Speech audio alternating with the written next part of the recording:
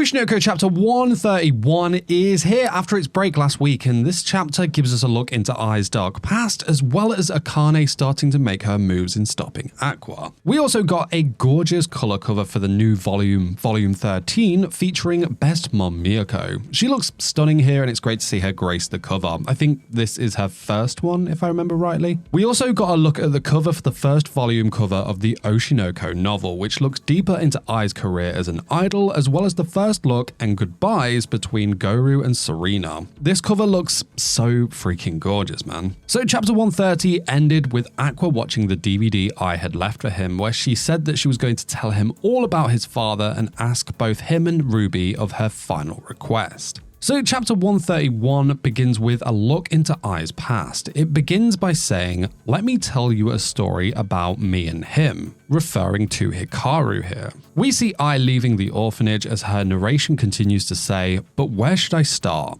Oh yeah, let's start from when I became an idol. I became tired of living in a facility and decided to escape, fleeing to Tokyo. I didn't think of the consequences, she was just done with that part of her life and wanted to move on. I knew things would just work out somehow. She says, I'm cute after all. If the worst happens, then I can choose my looks and charms to give me options to earn a living." Now it's here that Ai bumps into a young Ichigo. He asks her if she'd like to eat some parfait or something. He says, "I'll buy you anything if you just listen to me." And I don't know about you, but if I bumped into a guy in a city and he randomly started saying, "Hey, come with me and listen to what I have to say and I'll buy you anything you want," then, alarm bells start ringing there, friend. Like, I am getting the F out of there. I don't care how cute I am and, how much I need to earn a living. I know how this scenario plays out. This obviously isn't the case here, of course, as we know how this goes down. So yeah, this is where Ai meets the president for the first time. It says that Ai's mother got arrested for stealing and that she left her in a facility, saying that she'll only be gone for a while. However, after Ai's mother was released, she never came back to pick her up. Now, the president's dialogue leads into what I consider one of the most important lines in Ai's story.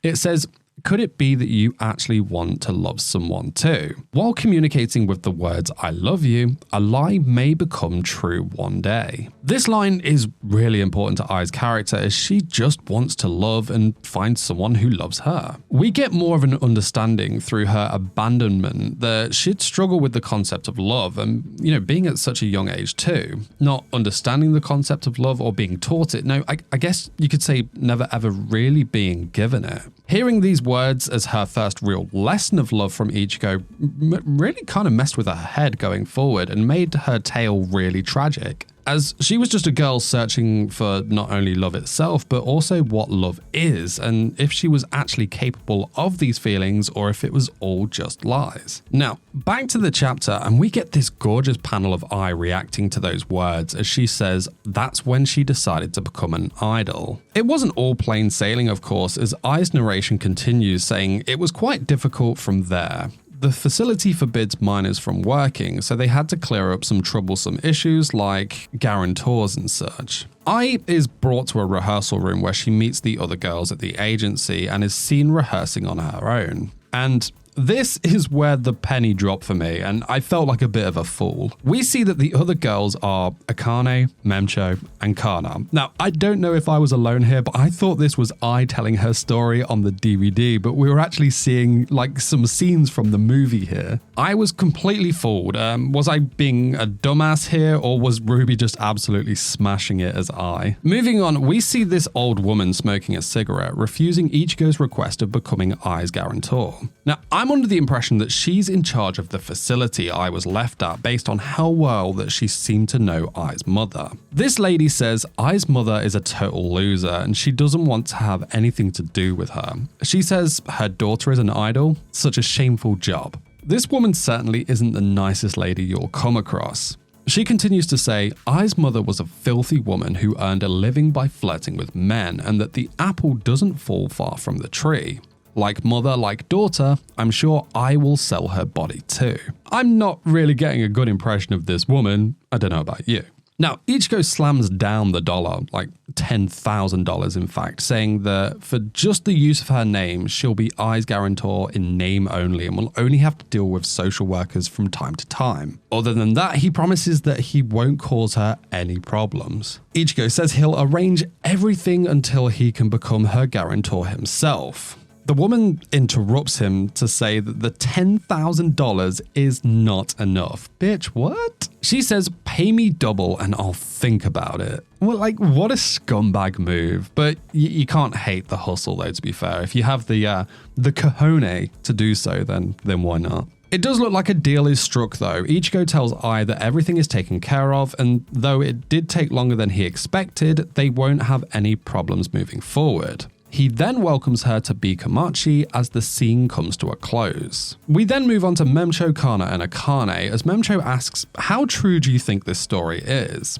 Kana ponders and thinks about 50% of it is true. She says that some parts seem like they were made up. She continues to say, plus, you can't possibly find out this many details about a story that happened more than 10 years ago. Memcho agrees, but then Akane butts in and says 80%. No, I think it's 90% true. Akane says that Aqua must have found his way to some kind of answer from the beginning. He might not know the specific characteristics of the name of his father, but he knew his true desires and human nature.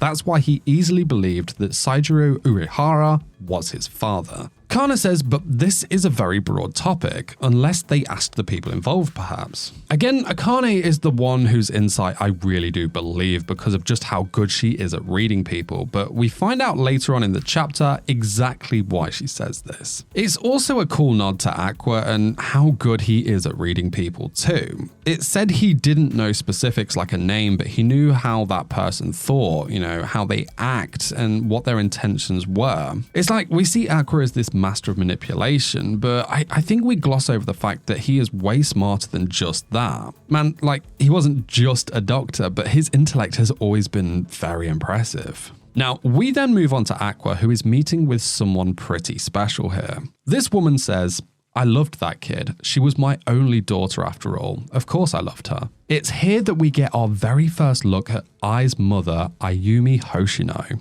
She looks like a very depressed woman who seems to be holding on to a lot of regret.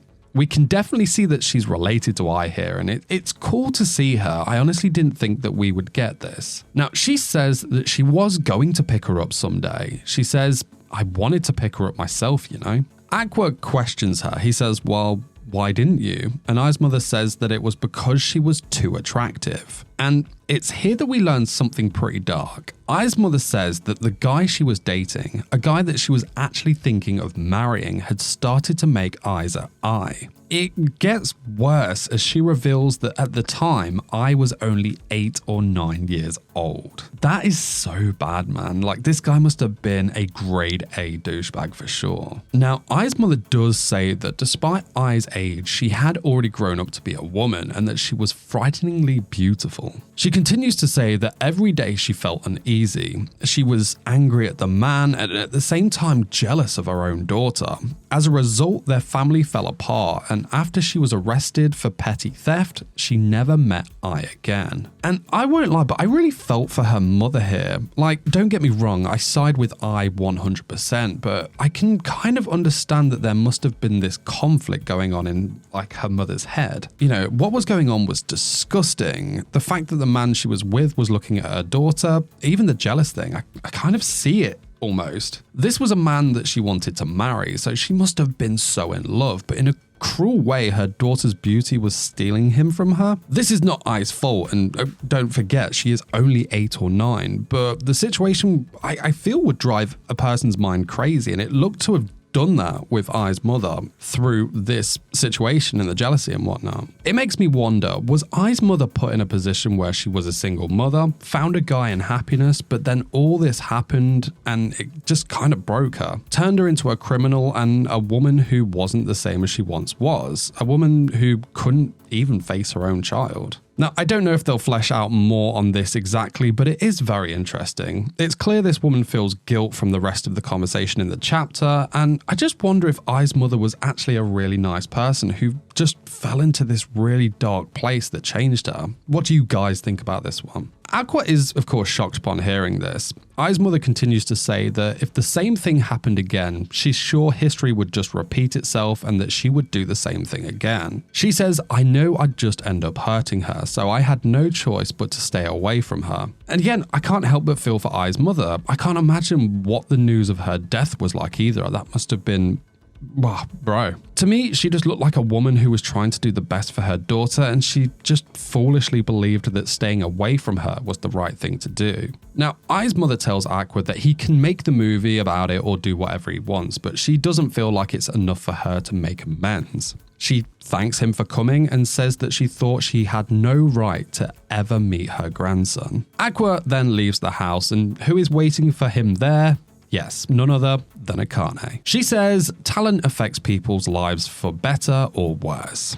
Aqua asks what she's doing there, and she says, nothing special, just doing the same thing as you. She says with a smile on her face, I'm good at snooping around and following people, you know? This kind of felt like a bit of a dig at Aqua to me. I don't know if you guys picked up on that. Now, the main part here is that Akane reiterates to Aqua that she is definitely going to stop him. She says, besides, if you suddenly go to a rural area like this, it's normal for someone to follow you. Aqua here has a dig at her back by saying, your normal isn't normal at all. Akane says that she wanted to be born as a normal girl too, but that wasn't the case, so she can't help it. She says that she is sure that Ai was the same. She continues to tell Aqua that she did her own research on Ai's mother and didn't find anything strange.